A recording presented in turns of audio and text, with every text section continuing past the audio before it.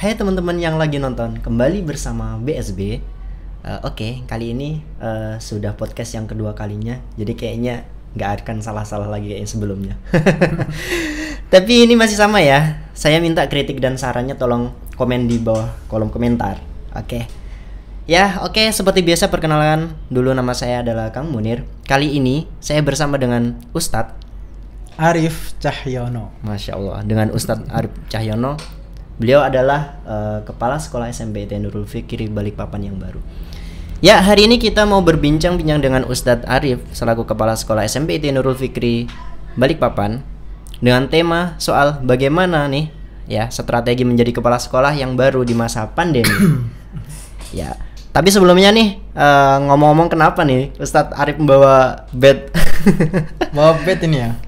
Kebetulan karena memang pertama saya itu hobi main bed, juga amanah baru ini sepertinya di masa pandemi ini sedikit menguras otak gitu. Jadi kita perlu refreshing sejenak. Iya. Jadi refreshingnya biasanya kalau di sekolah itu kita main bed. Ini tadi ke bawah aja. Jadi memang hobi ya Ustadz?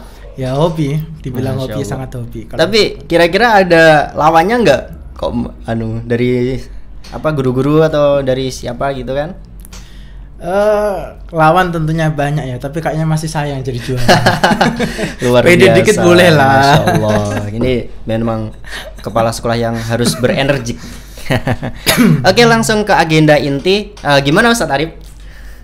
Gimana apa nanya? Kabarnya? Ya, kabarnya atau apalah kegiatan-kegiatan gitu kan? Alhamdulillah untuk kabarnya baik, kabar keluarga juga baik, keluarga besar juga baik, kabar yang lainnya insya Allah semuanya baik. Alhamdulillah. Karena yang diceritakan kalau kabar itu yang baik-baik aja, yang kabar buruk-buruk itu simpen aja. Disimpan sendiri ya.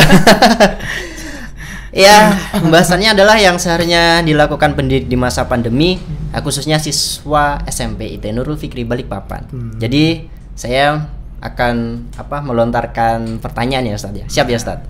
Siap. Kayak ujian gitu ya nih. Kayak saya diuji gitu ya. Ya, hidup ini adalah penuh ujian Ustadz.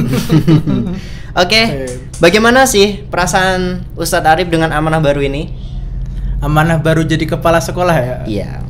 Ya kan kemarin kita tahu sendiri ya kan, kalau saya ini ditunjuk sebagai kepala sekolah ini ibaratnya seperti mendadak kan, seperti itu. Jadi ketika awal ditunjuk, kalau ditanya perasaan itu ya senang, sedih, bahagia, campur jadi satu. Kenapa sedih? Ya karena takut kalau amanah ini gak mampu untuk mengembannya. Kenapa senang?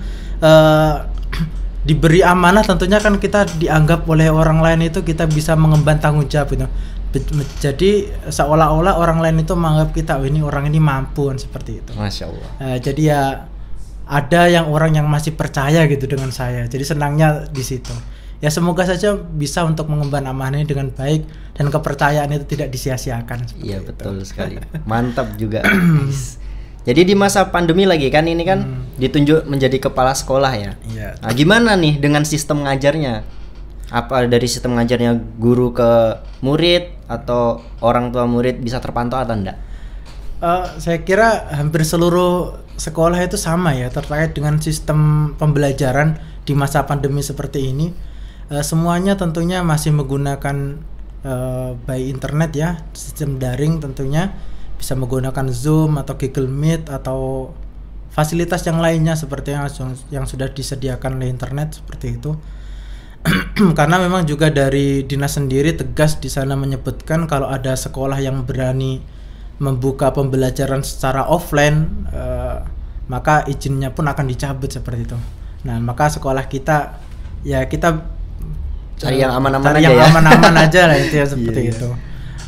Gitu ya. Iya. Oke, selanjutnya adalah hambatan nih. Yang menjadi hambatan itu seperti apa gitu di sekolahnya SMP IT Nurul Fikri Balikpapan? Kalau untuk sekolah kita sendiri tentunya hambatan selama pembelajaran daring ini tentunya banyak, dan saya kira ini juga bukan hanya hambatan yang ada di sekolah kita saja, akan tapi sekolah lain pun hambatannya saya kira juga sama. Karena gini ya, tingkatan anak-anak SMP ini kan mereka masih dibilang dewasa itu juga belum, kan masih tingkat pertengahan ini kan. Dibilang anak-anak mereka juga enggak gitu.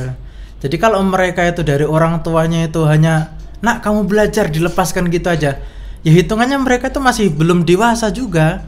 Jadi kalau dilepas begitu saja, ya mereka masih susah untuk mengikuti pembelajaran itu. Jadi harus dibimbing juga. Jadi ya sama harus orang ada tua. pantuan dari orang tua tentunya kan seperti Jadi itu. antara guru dengan orang tua harus kerjasama ya. Nah, harus ada kerjasama, harus ada sinkronisasi di situ Iya, iya. supaya pembelajaran yang kita berikan ini berjalan dengan lancar. Jadi gini sistemnya, kita memberikan pembelajaran kepada anak itu melalui daring, melalui Zoom Meet mungkin dengan materi yang kita sampaikan gitu. Nah di rumah itu harus ada orang tua yang mengawasi mereka, Gitu. yang memantau mereka, mereka itu benar-benar fokus untuk belajar atau tidak. Nah seperti itu. Kalau anak ini dia dipantau oleh orang tua, nah ini insya Allah anaknya akan pembelajaran itu bisa tersampaikan secara maksimal. Tapi kalau tidak ada pantauan dari orang tua, nah ini akan kurang maksimal yang disampaikan juga. Nah, seperti itu.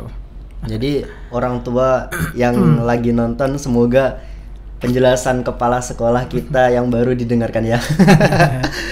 Oke, kegiatan sehari-hari selain ngajar apa nih Ustadz? Kegiatan saya sendiri Ya. Kebetulan kan juga dapat amanah lain selain menjadi kepala sekolah, yaitu diamanahi untuk menjadi imam masjid lah seperti itu. Masya Allah. Kebetulan jadi imam masjid di Masjid Al-Furqon, tepatnya di Perumpuri Ratu Kencana, yaitu amanah lainnya.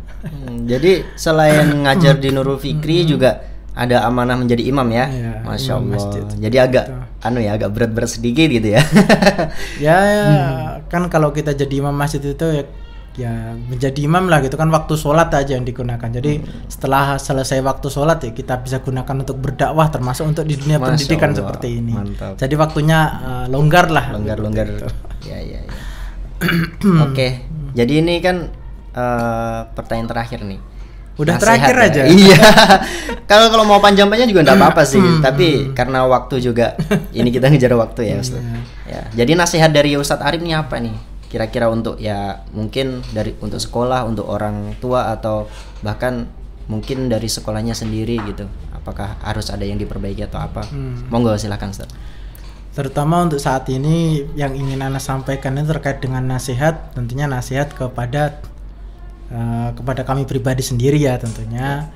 Terus nasihat kepada anak-anakku semuanya. Kalau untuk nasihat untuk kita pribadi sendiri, saya menyuruh untuk diri saya, ayo kamu harus meningkatkan kualitas dirimu, harus meningkatkan kualitas tata cara mengajarmu, harus meningkatkan kualitas tata cara memimpinmu, harus meningkatkan kualitas yang baik untuk menunjang baiknya pendidikan ini. Kalau untuk nasihat untuk anak-anakku semuanya, para santri-santri ini ya, kalian masa depan kalian itu jauh, masa depan kalian itu masih panjang. Masya Allah. Kejarlah mimpimu itu saat ini dengan cara belajar dengan serius. Mungkin sekolah kita masih melaksanakan pembelajaran secara daring ya, akan tetapi kalau kalian dengan daring itu belajarnya tetap serius, maka apapun proses tata cara pembelajarannya selama kalian serius pasti kalian akan berhasil seperti itu. Berarti harus bisa Harus gitu bisa ya. tentunya seperti itu. Dan untuk orang tua ini ya, mungkin ada beberapa orang tua yang tentunya lebih tua daripada saya. Iya. Sedikit saya memberikan nasihat juga, tidak apa-apa kan ini Iya, ya. enggak apa-apa. Nah, Monggo. banyak kendala yang kita hadapi di lapangan ini dari kita para pengajar, pengampu pendidikan ini selama proses pembelajaran daring ini. Saya berharap untuk orang tua yang memang benar-benar serius untuk anaknya ingin proses pembelajarannya berhasil, maka kami mohon bantuannya untuk para orang tua mendampingi para ananda untuk bisa belajar lebih rajin, untuk bisa belajar lebih giat lagi. Dan tentunya ketika melaksanakan pembelajaran bersama guru, orang tua di situ dapat memantau ananda semuanya. Iya, jadi sinergi antara guru dan orang tua itu sama gitu ya. Iya, tentunya seperti itu. Oke, teman-teman, mungkin itu dulu ya Ustadz. Jadi Iya, nanti iya. kita sambung lagi kalau insya Allah kita ada waktu lagi, nanti kita sambung lagi Siap. dengan tema-tema yang lain gitu ya. Siap. Oke teman-teman yang sudah menonton, jangan lupa like, share, comment, and subscribe ya. Sekian dari saya selaku moderator. Assalamualaikum warahmatullahi wabarakatuh. Waalaikumsalam. Ya udah gitu.